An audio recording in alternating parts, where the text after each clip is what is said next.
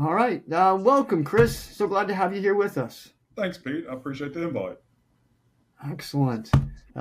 This is episode number 3 officially for us. Delighted you would be the one to join us. Um, John and I are really psyched to have you with us. I guess it came about because of our mutual friend and colleague, Chris Killian, over at the Influence Group. And he said so many nice things about you. We just had to bring you on to see what we could learn from you. Very So kind of him. He's allowed me to present a couple times at his conference, so um, I didn't so get booted off stage, so I assume it was okay. it was all good. It was all good. It was all good. So I'm going to jump into questions, and then John, you will join me along the way. Fair enough. Ever Thank you, talkative. Peter. Yes, I will. And welcome, Chris. Thank you, I, John. too, am glad to have you here. I appreciate it. You got it. Chris, you didn't start out in education. So what brought you to education, and why have you stayed? So, my story is a little bit unique. I'm from Warren County, grew up, went to our public schools here, stayed around, went to the local university, and had a really good opportunity to go into banking. Work for a holding company that owned a lot more than just banks. So I got to dabble in quite a bit. I spent 9 years in that industry. Uh, Got a little burned out, and I didn't want to place myself in the corner of where career opportunities could land me.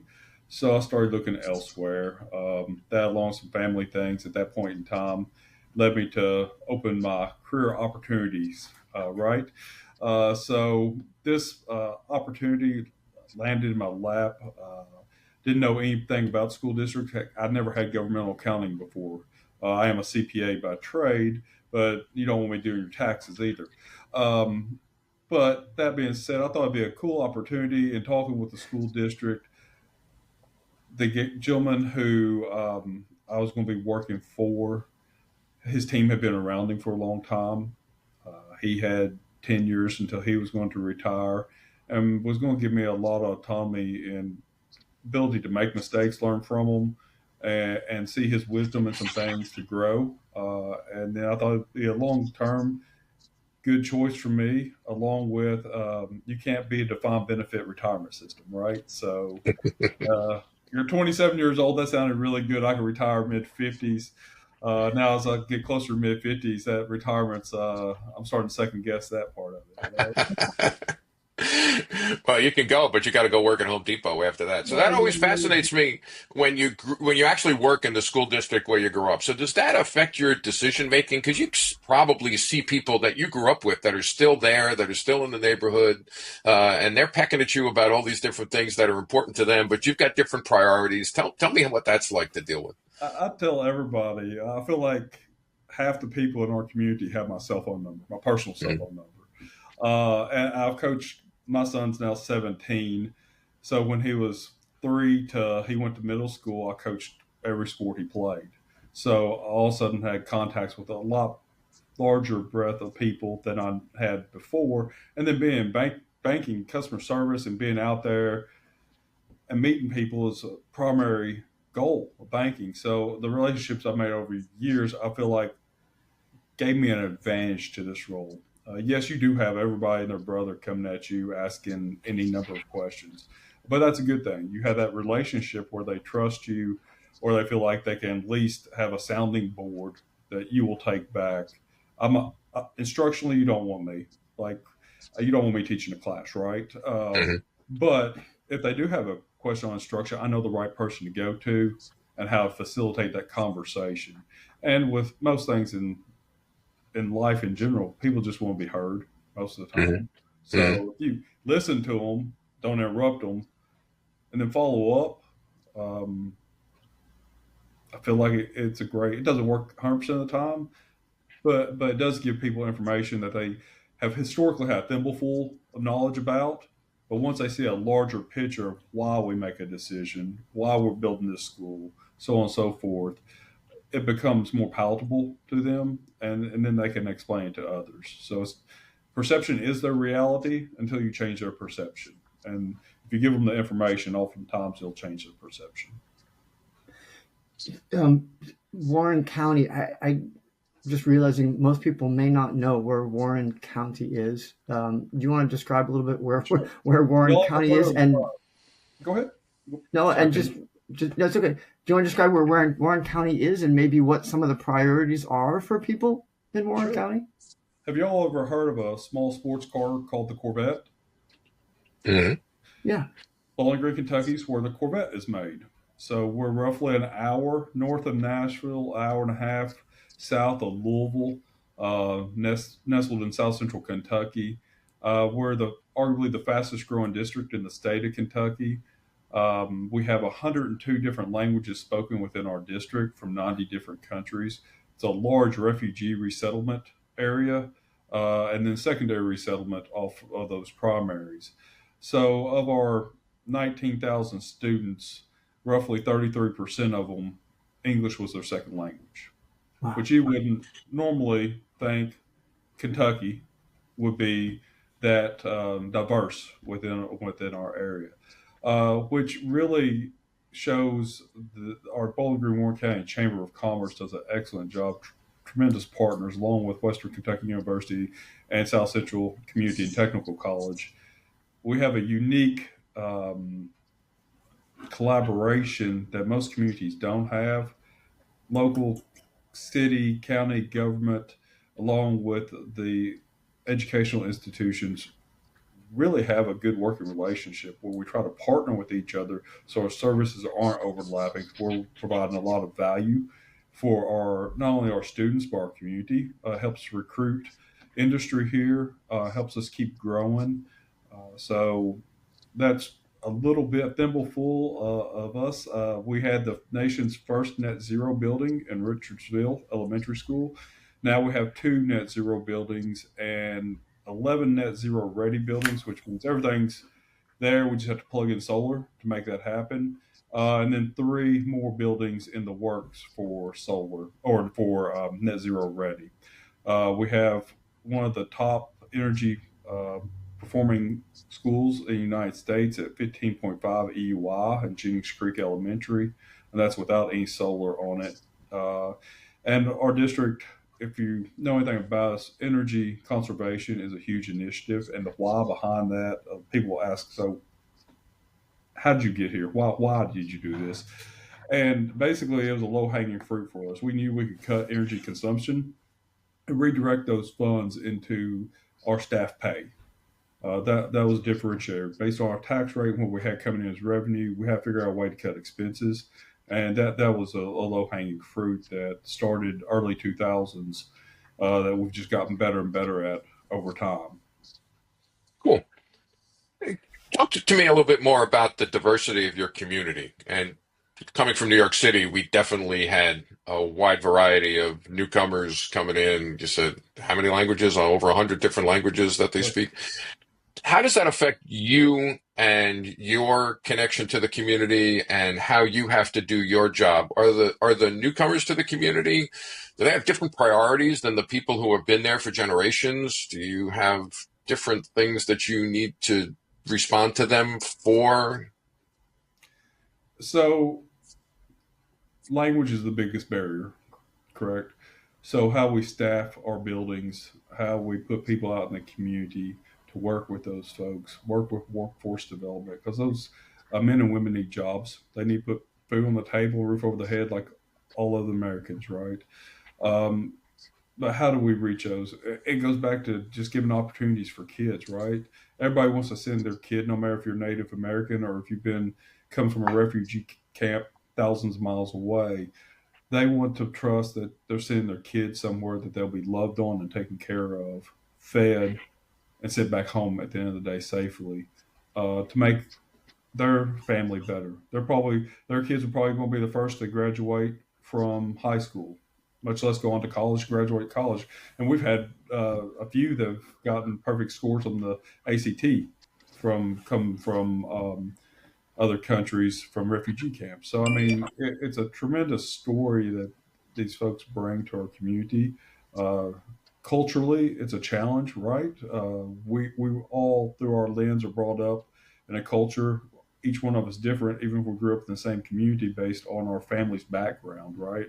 Music we grew up on, churches we went to, so on and so forth. They're just like us. Just there's a language barrier, and oftentimes we find that kid, that student or young student, is that communication pipeline with the parents. So what Mhm. we've done is how can we embrace technology to be more active in communicating with those parents. So we have something called talking points now, which is two-way communication.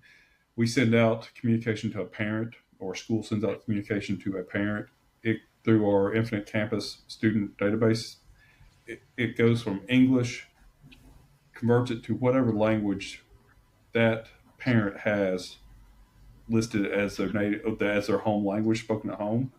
Mhm. And then that parent can communicate back in their home language, and it converts it back to English when it comes back to one of our employees. So it really opens up that two-way communication. We're testing some in-class components this year, software where when the teacher talks, student has a headset on and it converts to their native language. So they're hearing the instructional component of the day in their native language, but their social interactions, their lunch interactions, even their projects within the classroom are in English. So they're getting both layers to build their English How capacity. cool is that? So does that drive up your IT costs and your infrastructure costs? Definitely. Hmm. Uh, you got to look at it one of two ways. We need to get these students to be productive members of society, like you and I want our kids to be, right? And how quickly can we get there? How quickly can we get them up to speed with their peers? It's like kindergarten readiness. We all know, or research shows, if you don't know, that if a kid's not on reading level by third grade, it's really hard for them to ever get on reading level, right? Which goes out and there's studies that show their percentage likelihood of being incarcerated, so on and so forth, the amount of money they make less than their peers, based on that third grade reading level. So our workforce locally demands it as well. We have 8,000 unfilled jobs within our community. If you go stroke that brush out about 60 miles, there's upwards of 90,000 unfilled jobs, and more industries coming, more people coming. So AI is not going to solve all those problems. There's still going Hmm. to be some human workforce capital, especially in the construction side of the house. So how do we give the kids those opportunities? How do we put the right staff, the right technology in place? If I don't have a piece of technology that can service a multitude of students, then I will have to have a staff member who can serve that purpose. And so those staff members are few and far between, and then they become extremely costly as well. So it's just how we've chosen to utilize technology for that benefit.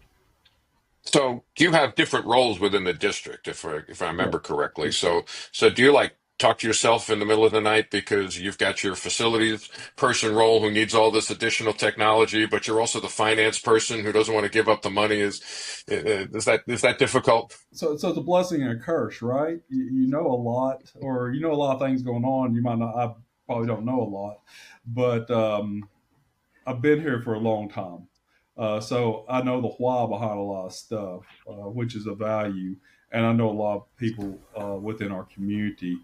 Um, I've got great people that work with me who really care about kids, from the operational side to the finance side to even the construction side. I always tell them, if I get hit by a bus tomorrow, y'all in good shape, and that's the way we're built. That's the way I try to run my different teams. Is they're at liberty to make their decision. If they need help, that's what I'm there for.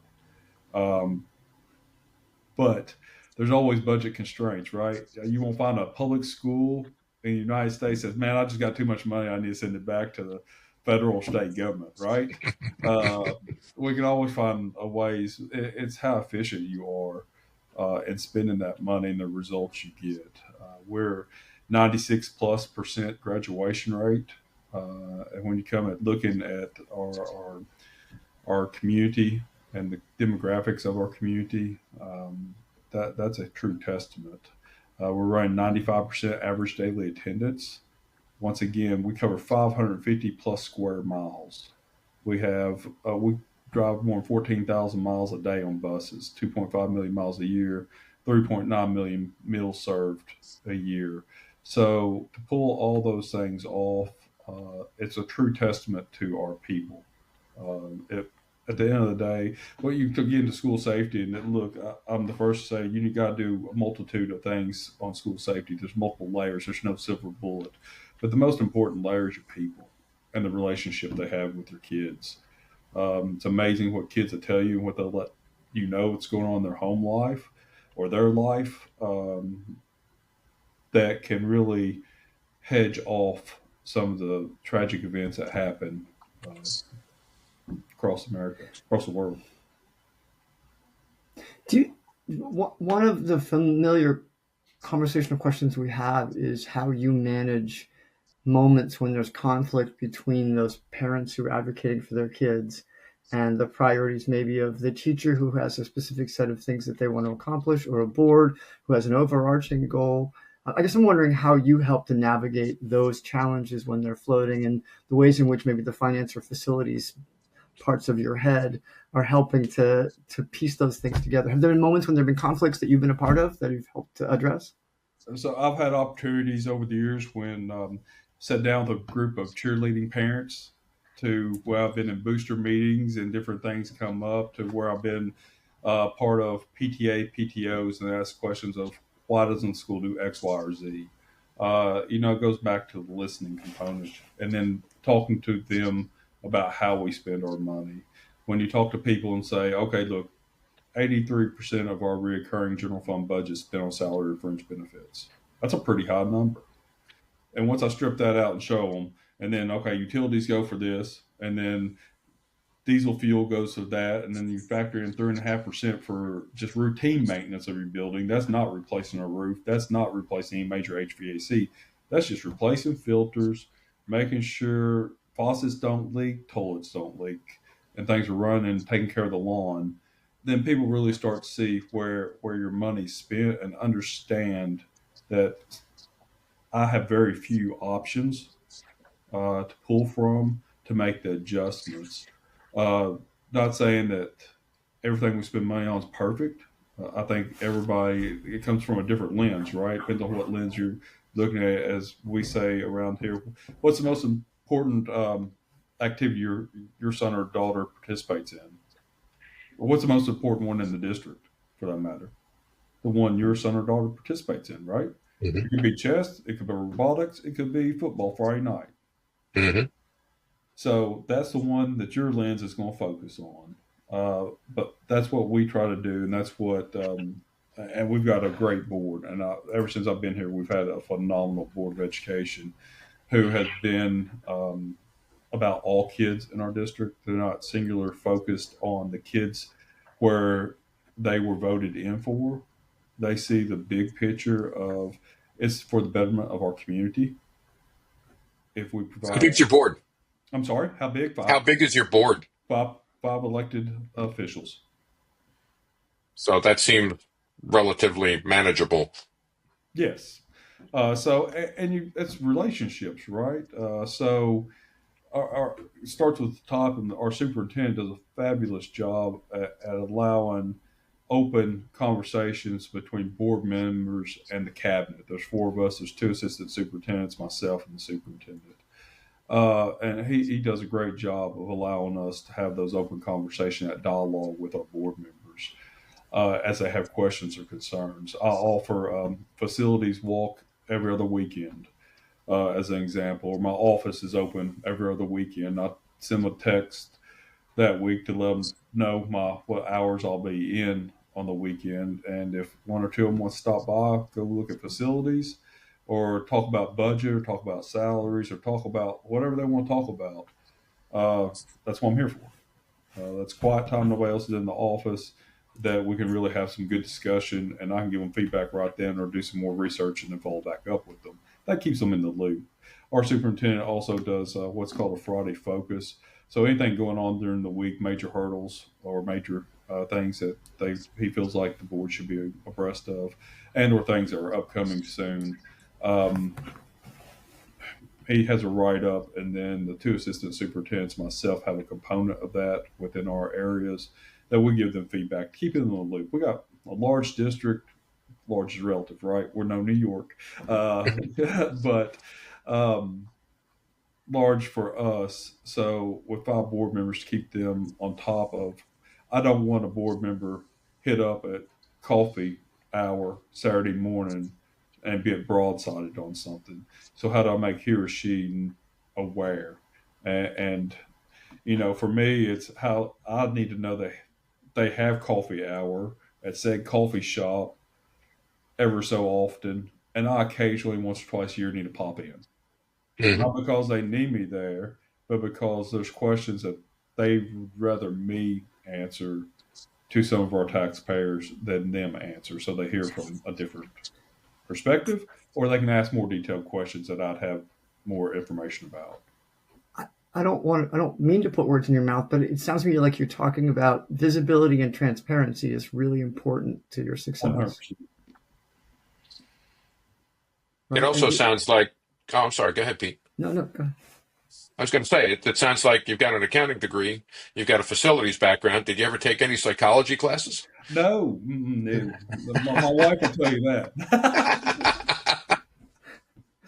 But listening to you talk, it definitely strikes me that understanding people and knowing what their needs are, not that you're trying to manipulate anybody, but connecting with them is really important to getting every aspect of your job done. Every aspect of your job that you've been talking about, you keep bringing it back to the people part of it, which I find really I have fascinating. to say no a lot, right? I'm a finance guy.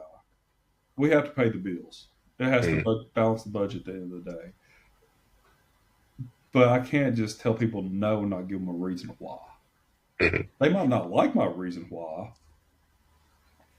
but they have to understand where I'm coming from, I feel like. And doing that face to face, I think it's a whole lot better conversation piece than receiving that in an email or not receiving anything at all. How do you know if you're doing a good job generally? I mean, is there some measure you have for my yearly evaluation? My superintendent tells me if I do. No.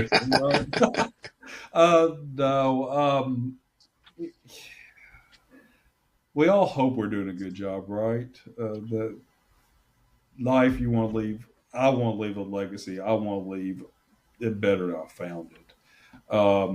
And I think the compliments we get on our facilities, the opportunities I get to speak around the country at different events, it's not me at the end of the day. It's the team I've surrounded myself with and how we've done, and we've received a lot of accolades over the years on our facilities, on how we've navigated projects or challenges. Not looking for the pat on the back, but it's great to be surrounded by a bunch of great people who, we have to make some hard decisions. But I feel like people respect it. And as long as I've been in Warren County my entire life, the amount of people I know, I feel like enough people are bluntly honest with me enough. If I was doing a really bad job, they'd really put me in place. I try to make it a component of my year to make sure I develop relationships with any of our folks, from teachers to bus drivers to custodians to cafeteria workers, because the person that knows the most about what's going on in that school is typically that cafeteria worker, that custodian. If not, they're going to tell you a really good story that is their perception of what's going on in that school. So you can find out some really good information, but you can also find out some really good stuff. They're the ones doing the fine details, along with your maintenance staff, of what's going on in your facilities. They can tell you what's breaking. It doesn't take an engineer or a rocket scientist to figure that out. They're back there working on that stuff, band-aiding it together. You just got to listen. They're giving you the right answers. You just got to listen to them. So, slightly different take on Pete's question. One of the things that I've always struggled with is the tension between competency and creativity. And you can say you're doing a good job because you've checked all the boxes and you've done all the stuff that you need to do and you submitted all the forms that you need to submit. But are we really doing the right thing for the students? Are we really preparing them for the future? Are we preparing the district for the future? Can you talk a little bit about that in your current role, how you deal with those questions? Sure. I'd challenge anybody to come visit one of our facilities that has been built in the last 10 years and tell me that you wouldn't want your son or daughter in that building. Period. They're roughly the same building, but each one of them has their own unique vibe, its own characteristics that the goal is to pull kids in. If we can get kids really excited about coming to school, their attendance rate goes up, their participation in extracurricular opportunities. That's not just sports. That's robotics, that's chess club, that's running club. That's, you fill in the blank. Musicals is a big thing for us. If I can get the kids really loving their school and participating, I get parents involved. If I can get parents involved and making those relationships with the teachers and administration, then I start really seeing test scores change, growth changing, and that's a true benefit to our community because that's our future leaders, right? As within the classroom or within our schools, we have superintendents huge on hire the best. I give an allocation out for teachers every year for our schools. Each school, they hire the very best person. I don't give them a dollar amount they can't exceed. I give them a number of positions they can hire. Your goal is to go out and hire the very best position. And then what we do, I have 2 meetings with principals a year, but then 1 meeting with every supervisor in the entire district one time. And that second meeting with principals and all other district supervisors is talk about every single staff member in the entire district. And the assistant superintendent is sitting here with me, along with the HR director and my finance director. And we talk about these folks. We talk about, how some of them where the principal might be questioning his or her logic on is this person effective or not in the classroom. Then we get into multiple other layers where the assistant superintendent or the director of HR or one of our instructional leaders has been in that teacher's classroom during the year and can give us feedback on things that helps that principal make the right decision. The right decision might be keeping them, but how do we challenge them to bring the best out in them? The 2 assistant superintendents do a fabulous job at that, doing instructional rounds in every one of our schools during the school year to really help grow teacher capacity. We have 5 what we call professional learning days, PLC days, and that's really to build collaboration amongst the entire district. We're 550 plus square miles. But how do we bring different schools together, teachers who are teaching the same content areas together to learn from one another, to challenge each other, to get better, right? If I only look through my lens every day, I think I'm really good.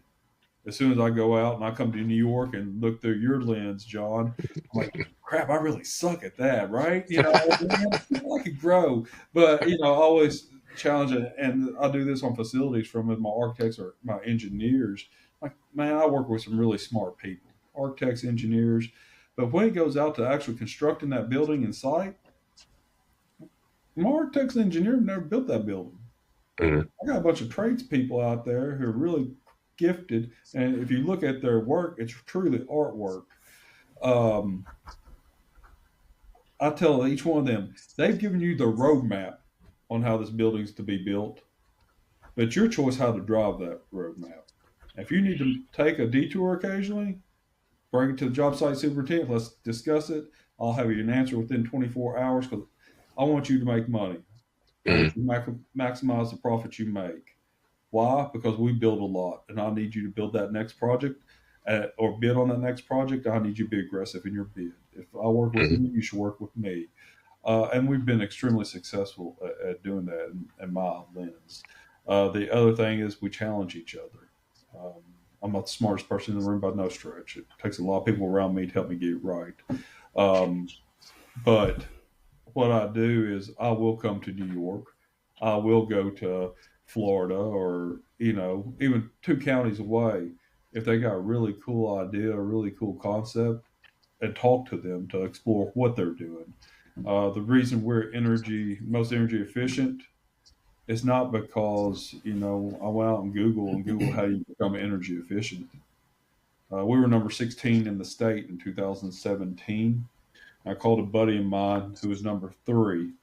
I said, "Man, your facilities are much older than mine. Like, how the heck are you number 3? This makes no common sense to me. Like, help me understand." And he led me down the path of he'd done a guaranteed energy savings project because we're all worried about capital funds, right? How much can I bond versus how much revenue I have to pay that bond back? And so the guaranteed energy savings project really helped me leverage and maximize our bonding capacity for future growth, and address a ton of needs in the district. So we did at the time the largest guaranteed energy savings contract that had been done in school districts in the state of Kentucky. Well, that took me from 16, or Warren County from 16 to 1. So Wow. he just helped me. Congratulations. So, but that's my point. I want somebody to come and try to beat me so I can go back and learn from them to beat them. My job is I'm very competitive. Like, I feel like that's my one strength. I'm extremely competitive. And if you figure out a way to do it better than me or are doing it better than me, then I'm going to try to figure out how you're doing that because I want to beat you. I think our kids deserve it. Our community deserves it. I go back to it's our community, our kids, and our success. It takes us all. It takes us all to make a village, right? Sure. But and then from a construction standpoint, there's a multitude, and you all know, you're all in facilities, multitude of ways of building facilities. It's like building a house. I tell our board members, and when I present, would you yourself give somebody, and money's relative, so I'll throw out numbers. You're like, oh my goodness, I wish I could build a house for that, but we'll go just wing it. 3-bedroom, 2-bath house on half acre. I'm gonna give you $500,000 contractor, and I'll see you in a year. And you walk back in a year, man, I love it. Wouldn't change anything about it. Heck, people build their own house every day that they design and still go back in a month after they moved in and would change half a dozen things. What do you think building a $40 million, 90,000 square foot building? You're going to have some change orders. You're going to learn some things as you're building or constructing. I hate saying changes. We're not making changes. We're making improvements to it.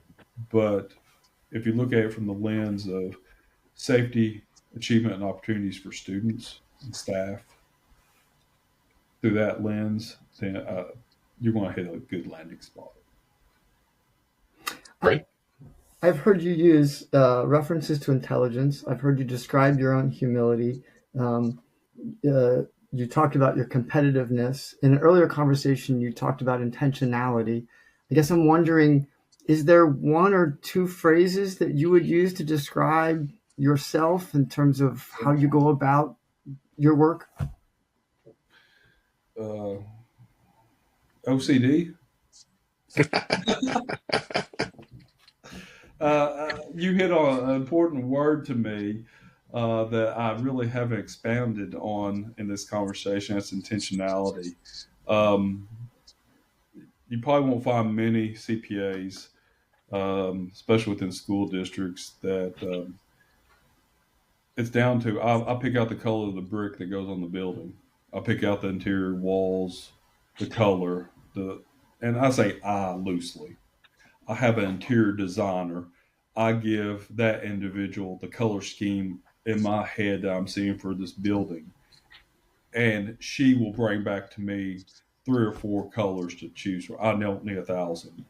But there's also a lot of research on colors out there and matching the right colors and the right entryways and the openness and the feel and the vibe, everything from landscaping to the type of rock you put into the landscaping, to how the building's laid out, where you put the music classroom relative to your special ed classrooms, the gymnasium, the whole 9 yards, to the student furniture that goes into the classroom, to getting feedback from every staff member in that building on what do you want to see out of it.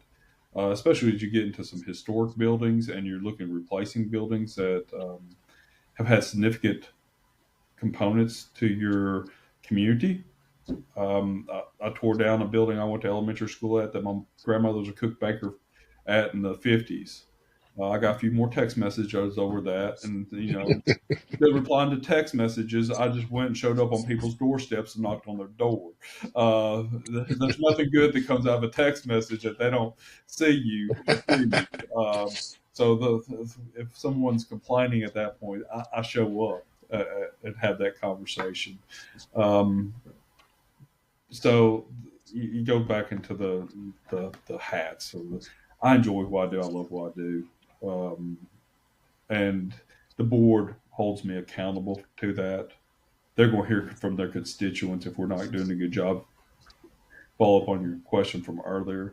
So they will too tell my boss and myself. I think we have a good enough relationship. They'd tell me if I stunk at one thing or another.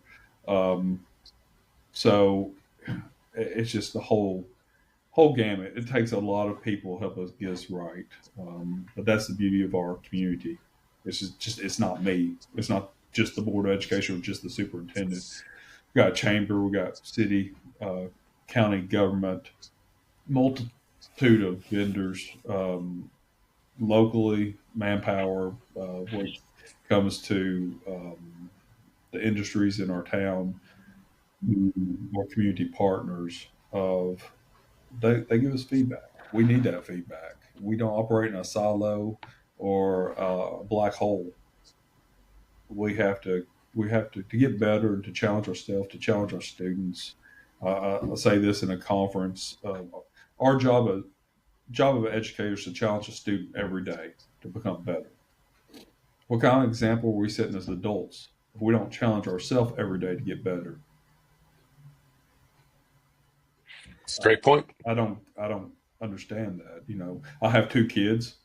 I challenge them every day, but if I'm just sitting at home on the couch watching TV every night, not doing anything but telling them to read a book or do some project, and they don't see me working or trying to get better or reading a book, what value does it hold to them? John, you and I have talked before about something that Chris is touching on, just the importance of making the work personal, right? It's harder as you get from a school district with 1,000 students to a school district with 500,000. But I just think it's really interesting to hear you talk, Chris, about how important it is for the work to be managed on a personal level, right? You probably can't talk to every one of the 19,000 or 20,000 students' families every year. But I hear you making this critical point that if you can have personal impact on enough people every year, the message gets out that you and the administration are invested. It's a pretty powerful message, I think. I'll give superintendent and 2 assistant superintendents a lot more credit than myself. They make it to a ton of functions that are student-driven functions. All the musicals, band competitions, to swim competitions, wrestling, you name it, they're extremely visible. Probably even more so than I. I know more so than I.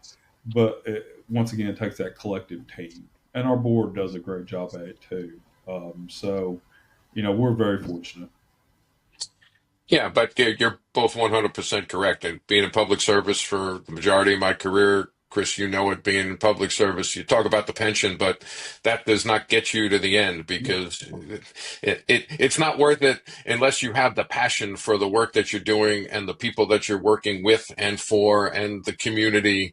You can't do it without having that in your heart. And that's been very evident today that that's a big part of who you are and what you do. And I appreciate that message too.